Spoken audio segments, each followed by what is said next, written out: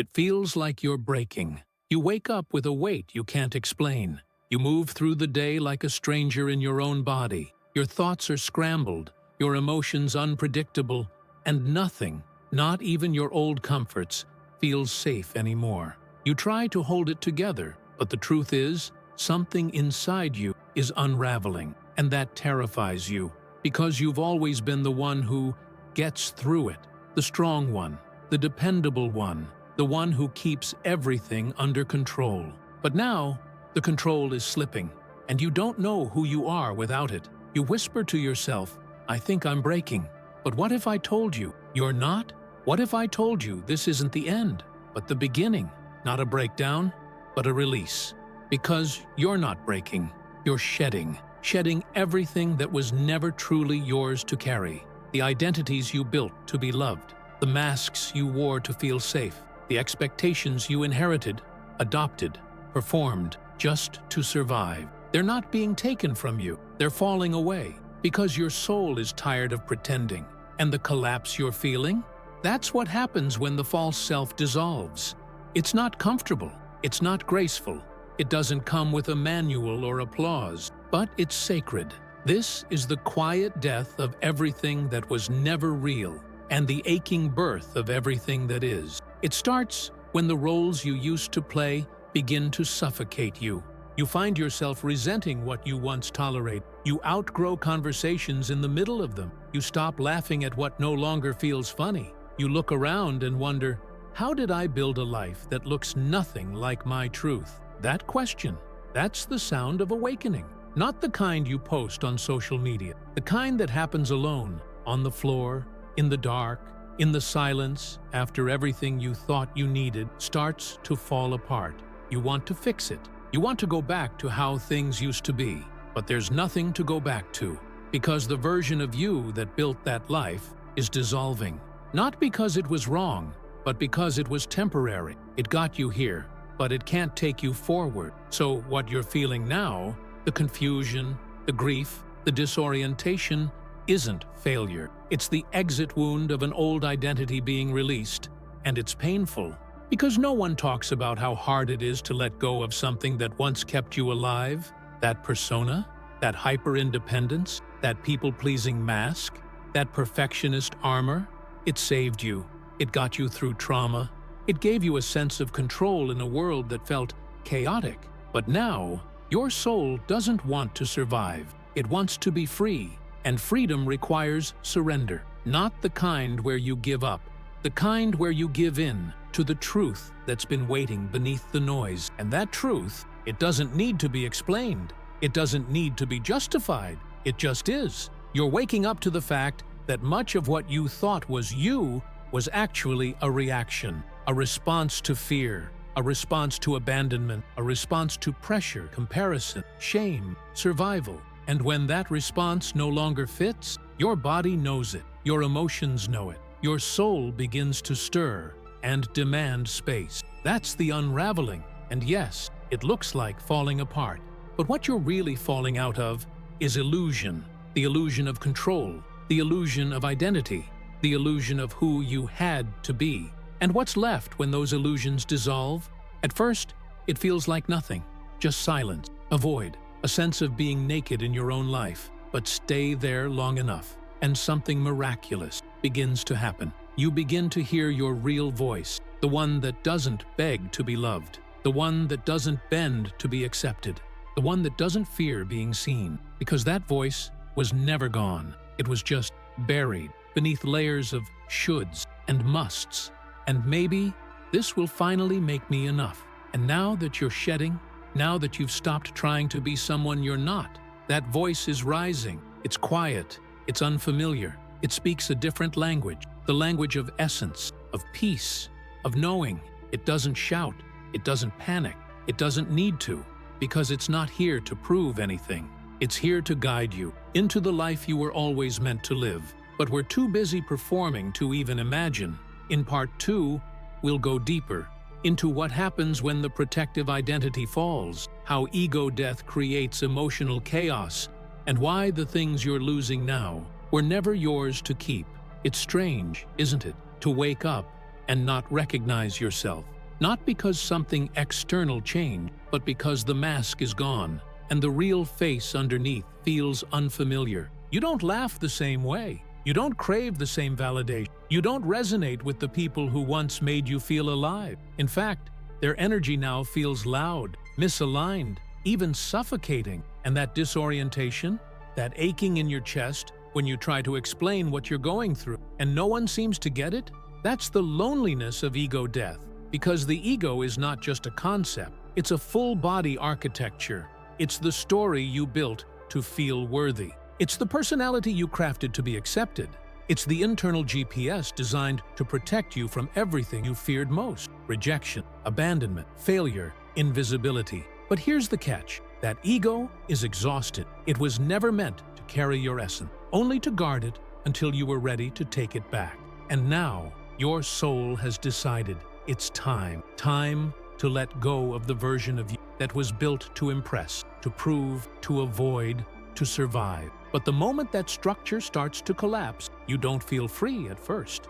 You feel like you're losing your mind. You feel everything all at once: grief, rage, fear, emptiness. You try to hold on to anything familiar, but even the things that once comforted you now feel hollow. You scroll through your phone, numb. You talk to people and feel a distance you can't explain. You try to go back to your routines, but something inside you whispers, "We can't do this anymore." Ooh, and that whisper is your truth. The real you, the one buried under all the noise, is starting to surface. But don't expect it to be graceful. The process of releasing what was never yours is often violent in its subtlety. It doesn't always show up as dramatic change. Sometimes it looks like sleeping for 12 hours. Sometimes it looks like canceling plans. Sometimes it looks like staring at a wall, unable to move, because your nervous system is recalibrating. You're not lazy. You're not broken. You're not regressing. You are deconstructing. And yes, that hurts, because you are not just losing people, roles, or routines. You are losing the emotional contracts you made to feel safe. The ones that said, "If I stay small, they won't leave. If I always say yes, I'll be loved. If I hustle harder, I'll finally be enough." These were not conscious beliefs. They were survival blueprints. But now, you're no longer surviving. You're awakening. And awakening demands truth. So when those beliefs start to unravel, your nervous system panics. It screams, "Who will protect me now? What do I do without this armor?" And that's when the grief comes. Not just grief for people or things, but grief for the version of you that once believed they had to earn love. Grief for the inner child who thought perfection was the only path to safety. Grief for the years spent hiding behind roles and titles that were never truly yours.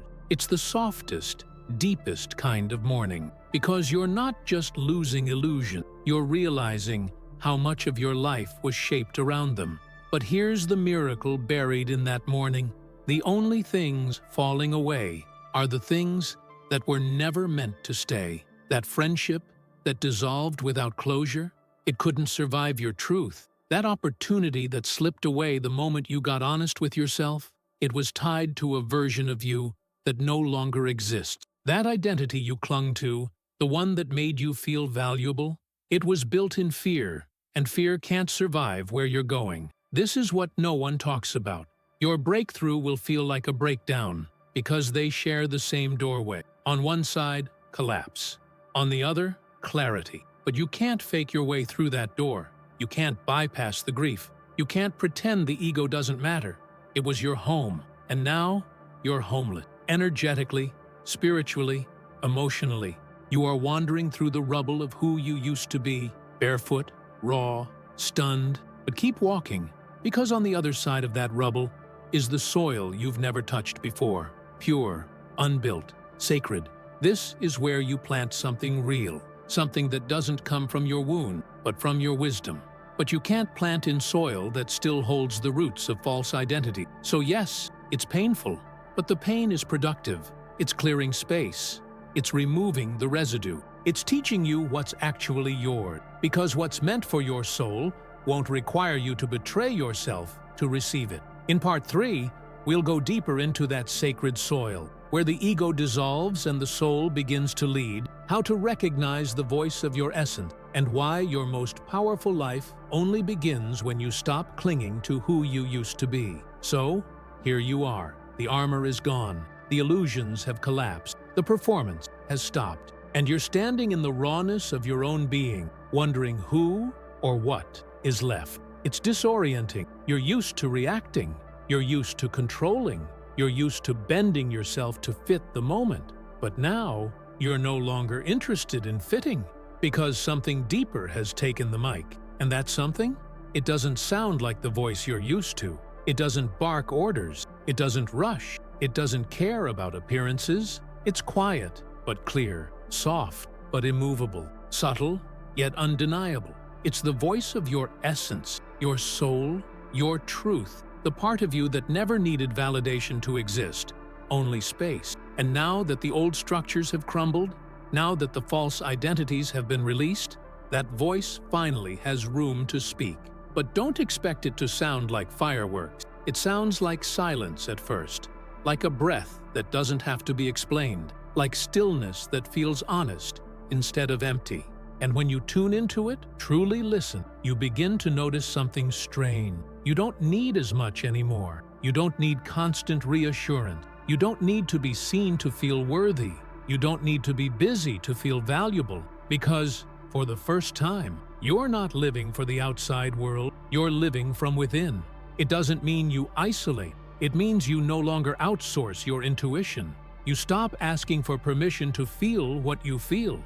You stop negotiating with your instinct. You stop explaining your boundaries like they're crime, because you've touched something deeper, and now anything less feels unbearable. This is the moment your nervous system starts to trust you again, not because everything is healed, but because you're no longer abandoning yourself in the name of being liked, chosen, or understood. You're choosing you every day, every moment, and not in a performative, self-help way. In a quiet, sacred, bone-deep way. You're drinking water slower. You're speaking when it matters. You're walking away without guilt. You're breathing through discomfort instead of reacting to it. These may seem like small things, but they are monumental shifts. Because your body remembered. It remembers when you ignored your gut, when you silenced your own voice to keep the peace, when you overgave just to feel useful, when you swallowed the truth just to stay loved. And now, it feels you listening. It feels your presence, your willingness to pause, your commitment to not abandon yourself again. That's when the soul begins to speak louder. You'll notice it in small moments first. You're about to text someone from your past, and something says no. You're offered something shiny, and something inside feels heavy. You're about to explain your feelings, and realize you don't owe an explanation this time. That inner compass, it's not new. It was just buried beneath layers of noise, obligation, and fear. But now it's here, and it doesn't scream. It resonates. It doesn't ask, what will they think? It asks, does this feel like truth? And the more you listen, the more you realize you've always known. You've always known who was meant to stay. You've always known what wasn't right for you. You've always known when something sacred was trying to reach you. You just didn't feel worthy of honoring it, but now you do. Because when you've lost everything that wasn't yours, what remains is pure, and that purity becomes your foundation. You start to rebuild, not from performance, but from alignment. You don't chase anymore. You attract what matches your peace. You don't beg anymore. You magnetize what honors your soul, and slowly, your outer world starts to reflect the inner changes. You meet people who speak the same spiritual language. Opportunities come that don't drain you. You stop trying to force timelines because you trust your own. It's not perfect. The old triggers still whisper, but now you recognize them for what they are. Echoes, not instruction. You thank them. You let them pass. Because you no longer make decisions from the wound. You make them from the healed memory of who you truly are. And that's power. Not loud, not performative, but steady, embodied, unshakable. Because when you finally dissolve what was never yours, you don't become someone new. You return to the someone you were before the world told you to be someone else. And from that place, everything changes. In Part 4, we'll explore what happens when this new self starts interacting with the external world, how to hold your truth in relationships, how to protect your energy from old patterns, and how to walk as the real you without falling back into the mask you just burned. Reclaiming yourself is one thing. Keeping yourself whole while re-entering the world that benefited from your fragmentation, that's another. Because here's the truth. The version of you that people once loved, leaned on, used, or celebrated was often the version of you that abandoned yourself to meet their need. Now that you're different, more still, more clear, more grounded, you start to see it. Conversations feel off. Rooms feel heavier. Old connections no longer click the same way. And it's not because you're better than anyone. It's because you're no longer bending to fit environments that once required you to shrink. And the people who loved you that way might not love the new you. That's not betrayal. That's alignment revealing itself. Because most of us didn't learn how to connect from wholeness. We learned how to connect through wounds. We bonded over mutual pain. We attracted partners who matched our self-abandonment. We played roles that earned us love, even if those roles felt like cages. Now that the role is gone, now that you're no longer performing to survive, the dynamic breaks. Not because you want it to, but because the energy that once held it together can't exist inside your truth. And that's terrifying, because part of you hoped that healing would bring harmony, that embodying your truth would make everything better. But here's the paradox. The moment you get healthy, your relationships go through withdrawal, because they were built around the version of you who said yes when you meant no, who stayed quiet to keep the peace, who absorbed everyone's pain because you didn't believe yours mattered. And now, you say less, but it carries more weight. You take up space without apologizing. You no longer rescue people from discomfort, including yourself. You choose your peace over their approval, and that shifts everything. At first, it might feel like loss. People pull back. They say you've changed, and they don't mean it as a compliment. They test your boundaries. They poke at the parts of you that used to collapse. But now, you don't. And your stillness, your refusal to play the old game, it triggers something in them, because your healing highlights their avoidance. Your presence reminds them of their own disconnection. And your refusal to abandon yourself confronts every place where they still do. So what do? You hold the line. You grieve the version of connection you used to accept. You feel the ache of being misunderstood, and you don't run back just to be seen. You remind yourself, this loneliness isn't emptiness. It's the sacred recalibration of your relational field. You're no longer a magnet for codependency. You're now a mirror of clarity, and mirrors don't chase, they reflect. But this stage isn't just about who walks away. It's about who walks toward you, because the more you honor your frequency, the more the world starts to rearrange around it. People begin to arrive who speak to your soul, not your trauma. Opportunities show up that don't cost your integrity. Love begins to feel like expansion, not sacrifice. But that can't happen until you stop watering dead soil, until you stop auditioning for places your spirit was never meant to belong, until you stop explaining the softness of your new self to people who only value armor. And when you finally accept that, you start to walk differently, not with arrogance, but with knowing. You don't rush to explain your boundaries. You don't overshare to feel close. You don't settle for being tolerated, because now you know what it feels like to be met. And being met is rare. It requires patience. It requires solitude. It requires trusting that the version of you who emerged from the fire doesn't need to beg to be understood, because the right people won't just understand you, they'll recognize you. Your energy will say what your words no longer need to explain. They'll feel the weight of what you've walked through, the reverence in how you move, the silence behind your smile, the strength that doesn't scream but steadies. Because when you've unlearned self-abandonment, when you've tasted peace so real that chaos makes you nauseous, you stop settling. You stop confusing tension with chemistry. You stop mistaking effort with love. You stop chasing what should be choosing you.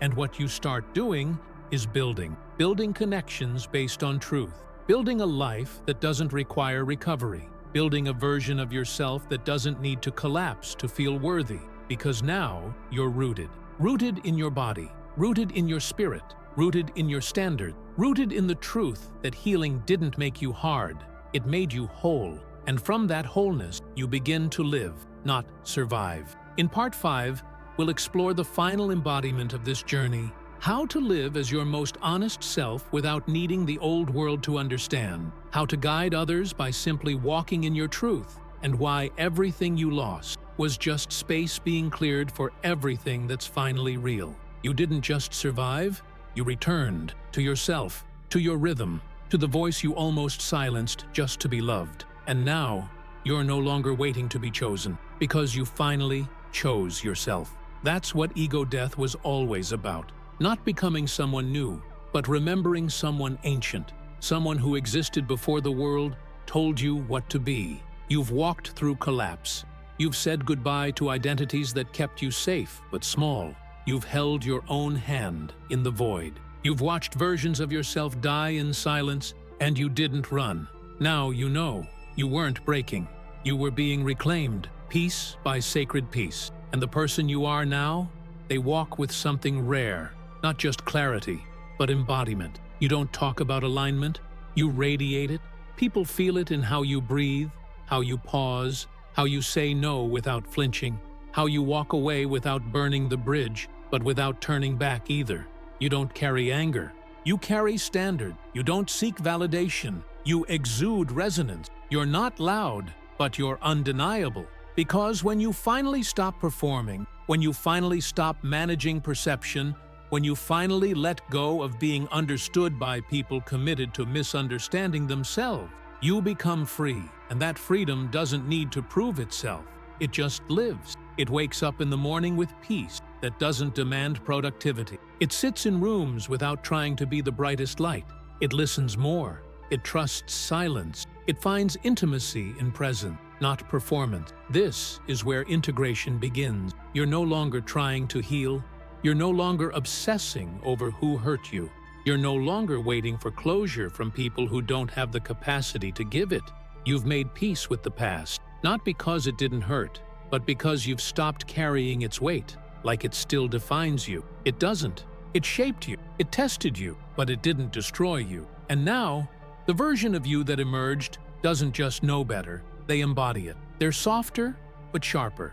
More open, but less available. More trusting, but less naive, because you've seen the pattern, and you chose to step out of it. Not because it was easy, but because you finally believed you were worth the cost of becoming new. And now, the world feels different.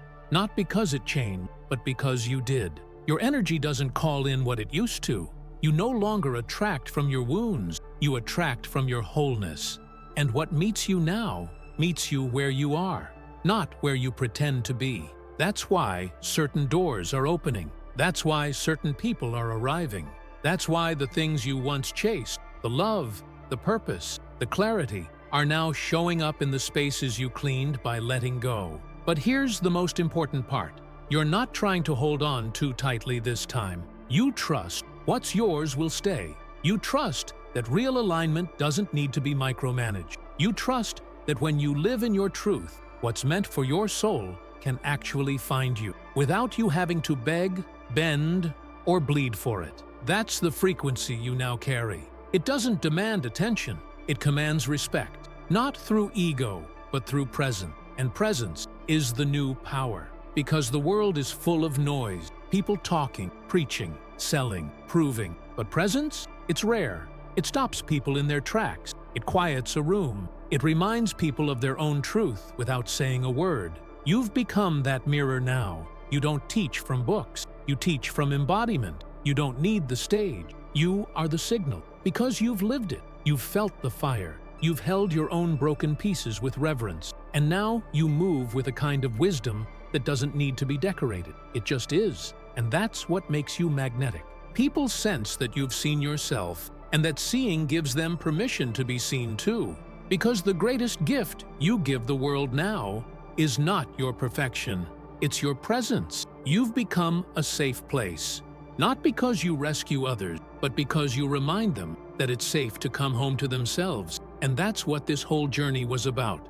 Not just letting go of what wasn't yours, but becoming a living, breathing sanctuary of what is. So now, you don't need to rush. You don't need to prove. You don't need to over-explain your softness or defend your clarity. You're not fragile anymore. You're true. And that truth is more than enough. So take up space. Love deeper. Trust your knowing. Let the version of you that you reclaimed in silence become the version of you that walks boldly into the next chapter. The one where nothing is forced, where nothing is faked, where nothing is sacrificed for acceptance. Because now, you don't just know who you are. You live it fully, quietly, powerfully. And that changes everything.